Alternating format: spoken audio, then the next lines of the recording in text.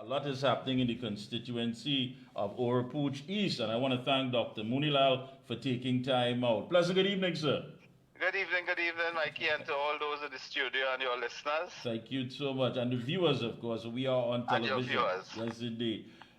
You made it quite clear that the absence of the five rebels, as they're now being labeled, on April 26, prevented the opposition defeating the government in Parliament and causing a snap general election. Give us, expand on that, please. Well, on the last Friday, Mikey, in the Parliament, there was a motion, a government motion, which in a nutshell sought to extend the time for submitting reports to the Auditor General to complete her annual audit for 2023, the fiscal 2023. And the time had gone by, and in a nutshell, the government wanted to undertake some type of ratchafie, some type of conmanship, something dastardly, as I think. And they had to come to Parliament to extend the time from January to beyond. And of course, we vehemently disagreed and objected, as we are wont to do. And when the vote came, the UNC had 14 votes, but remarkably, the PNM had 19 votes. And 19, of course, is less than their majority. And when the time came to vote, obviously, the PNM with 19, the UNC with 14, the PNM won on majority. But had the 19 opposition members been present, it would have come to a draw, and then with a cast-in vote, the vote of the speaker, what is called a cast-in vote, had to vote for the status quo, meaning not the change, and we would have defeated the government on a very, very critical motion, and that had consequences and implications for the government. That could have seen the collapse of the government and the calling of general elections. But remarkably, some of our colleagues were absent, and in their absence, the PNM won. So one never knows, what motivated them to be absent. And Dr. Maria, we had the chief whip on with David Lee just before you.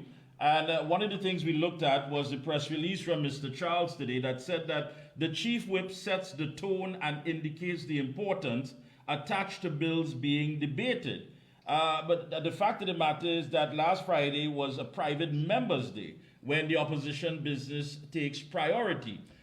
You mentioned, of course, back in the days with Mr. Pandey when he said in politics and in war, one has to be present and never absent because things can go wrong.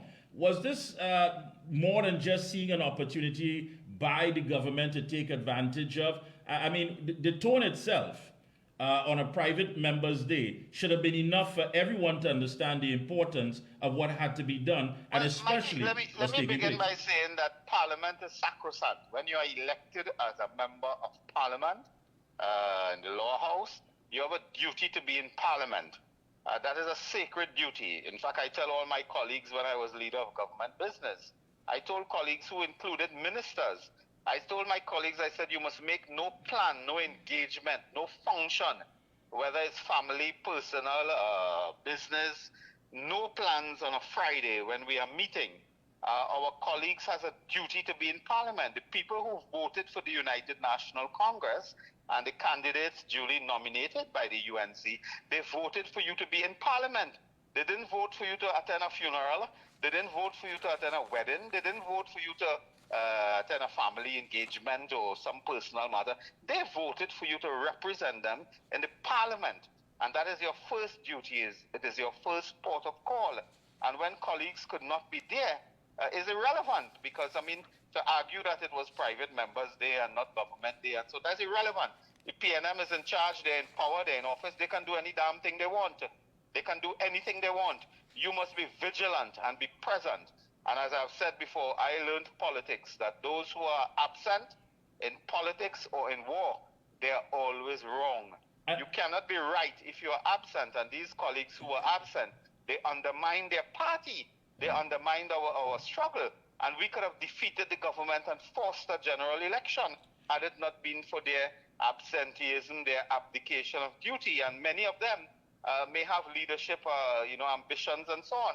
But what kind of ambition you have for leadership if you cannot be in the Parliament, if you cannot read an order paper?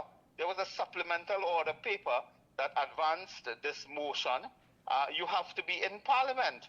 You cannot be away. You cannot be absent. And I'm very sorry to tell you that, I mean, if colleagues want to come and show their face to mark, you know, like school, you want to mark yourself correct and then collect some food and go home. That is not for Parliament. That is not for our struggle. That will take us nowhere. That kind of approach of coming to Parliament to show you're present and then to collect food and go home, that is not enough. That is not going to secure victory. Yeah, you added to the point that whether or not the opposition had advanced knowledge that the motion would be moved, that in itself is of no relevance. That is absolutely irrelevant. They had a supplemental order paper which suggested that they were going to move that motion. You have a duty to be there from beginning to end. Our sacred duty is to be in the Parliament.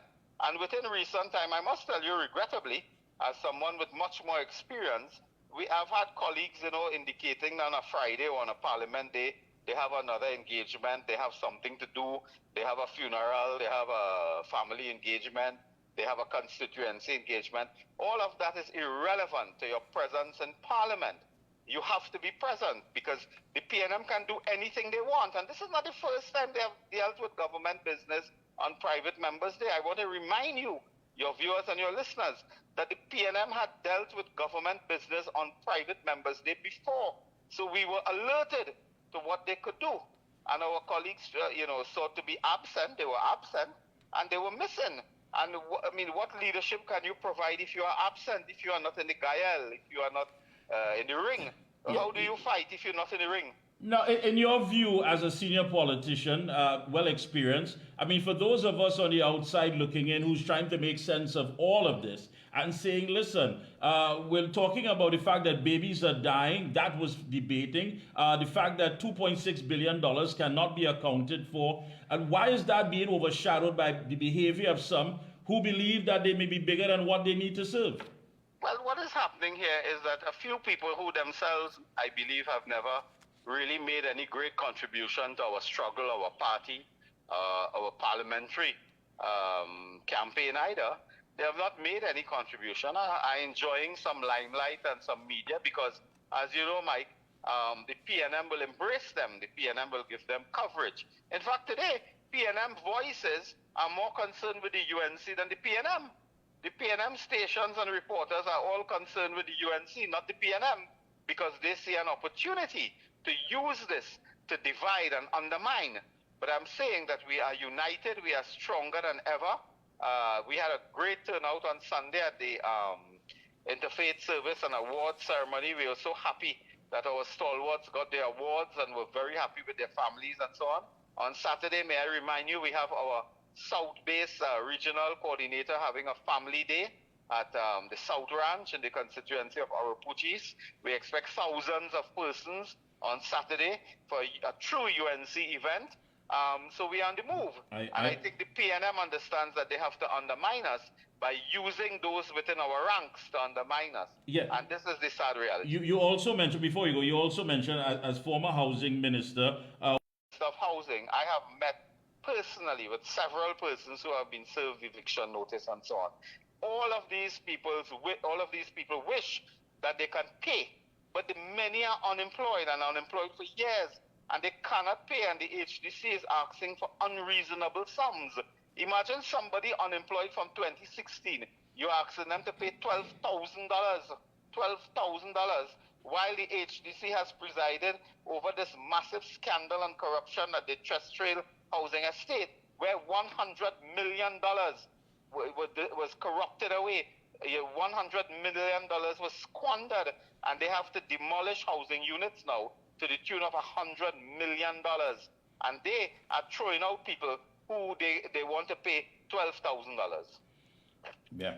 Thank you so much for taking time out. I know you have a lot going on in your constituency. Yes, we are in the constituency still with the executive planning for the Saturday function. I remind you again, Saturday, the family day at the South Ranch in Oropouche East. The South Regional Coordinator, Shanti Butram, and others are organizing, and we look forward do you have a number for any of the coordinators for folks who want to reach out? Well, there is a poster that we'll share with you that you can serve up as well, and we'll get the number for you. Thank you so much, Dr. Moonilal. Thank you very much. God bless. Keep up the good work. Thank you.